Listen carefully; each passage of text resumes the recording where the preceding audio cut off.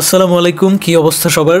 ABM Suman এবং পরিমণি অভিনীত, মিজানুর রহমান আরিয়ান পরিচালিত বঙ্গের অরিজিনাল শর্ট ফিল্ম বলবো এটাকে, ওটিটি কন্টেন্ট দেখলাম, যেটা আসলে একটা রোমান্টিক গল্পে নির্মিত হয়েছে এবং খুবই সাদাসিধা, খুবই সিম্পল একটা প্রেমের গল্প, ছোট্ট একটা গল্প, মাত্র আধ ঘন্টা।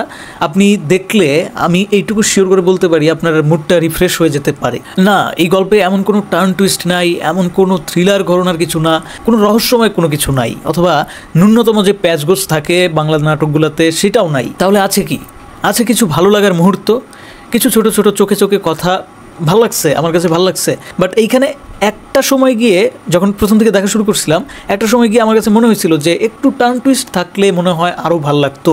বাট পর মুহূর্তেই আমি আবার রিয়েলাইজ করতে পারলাম যে আসলে সব কন্টেন্টই কি আর ওই থ্রিলার ঘটনার হবে? সব কন্টেন্টই তো ওই টার্ন টুইস্টে ভরপুর, কাকে কে মেরে দিচ্ছে, ঝেড়ে দিচ্ছে, এই সমস্ত বিষয় নিয়ে আসলে দেখতেও কেমন জানি বোরিং লাগে, একটা না এগুলোই দেখতেছিলাম। আর এই কন্টেন্টটা দেখার পর আমার কাছে অ্যাটলিস্ট এই জন্য এটা ভালো লাগছে যে এখানে কোনো ওভার অ্যাক্টিং বা এমন কিছু দেখানো হয়নি, ওভার ডায়লগ যাকে বলে, যে জোর করে ঠেসে ভরা হয়েছে ডায়লগ, এই ধরনের কোনো কিছু আমি পাই নাই। বাংলা নাটক, বাংলা শর্ট ফিল্ম ইদানিং দেখি সবগুলোতেই প্রায় জোর করে ডায়লগ দিয়ে দেওয়া হয়েছে, ভাইরাল কিছু ডায়লগ থাকলে সেগুলোও এঁটে দেওয়া হয়েছে। তো এই ব্যাপারটা এখানে ছিল না, খুবই নিট অ্যান্ড ক্লিন একটা গল্প, এবং সেই সাথে এবিএম সুমনকে আমার দুর্দান্ত লেগেছে।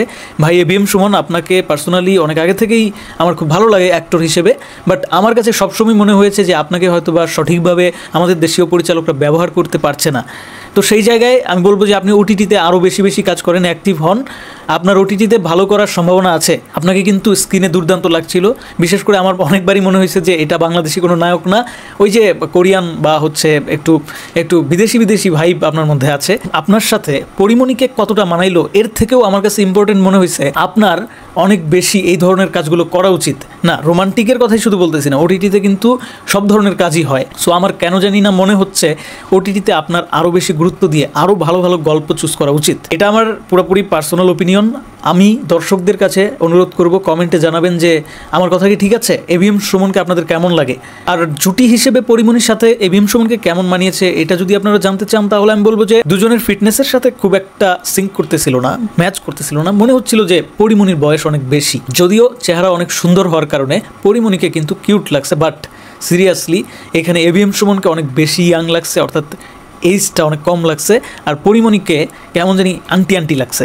আরেকটা ব্যাপার আমি খেয়াল করলাম, এই সিম্পল ছোট্ট একটা গল্প, প্রেমের গল্প, খুবই এখানে ক্যারেক্টারও খুব কম, প্যাচগ্রস্ত নাই, আগেই বললাম। তো এই ছোট্ট প্রেমের গল্পের মধ্যেও আরেকজনকে ঢোকানো হয়েছে, সে হচ্ছে সালহা খানম নাদিয়া, আমার খুবই প্রিয় একজন অভিনেত্রী এবং খুবই কাছের একজন আপু। পার্সোনালি আমি তাকে চিনি, একসাথে কাজ করা হয়েছিল, বাট সেটা রিলিজ হয় নাই, খুবই আনফর্চুনেট, আমার জন্য খুবই দুর্ভাগ্য সেটা। পার্সোনালি যেহেতু আমি তাকে চিনি এবং খুব কাছ থেকে দেখেছি, আমি জানি যে তার মধ্যে অনেক বেশি সম্ভাবনা রয়েছে এখনও পর্যন্ত, সে অনেক ভালো কাজ করে। বাট কেন সে এই কন্টেন্টটাতে ছোট্ট একটা সিনের জন্য অভিনয় করেছে, তাও সেটা খুব বেশি ভ্যালু ক্রিয়েট করছে না, এটা আমার মাথায় আসলে ধরলো না। আমার তরফ থেকে একজন দর্শক এবং একজন শুভাকাঙ্ক্ষী হিসেবে সালহা খানম নাদিয়াপুর জন্য অনেক শুভকামনা। আমি আশা করব সামনের দিনগুলোতে এবিএম সুমনের সাথে সালহা খানম নাদিয়াও এই ধরনের কোনো একটা প্রজেক্টে ধরা দিবেন, কারণ তাকেও এই সিনটাতে খুব দারুণ লাগছিল, আপনারা স্ক্রিনে দেখতে পাচ্ছেন। জুটি হিসেবে দুজনকে খুব সুন্দর লাগছে।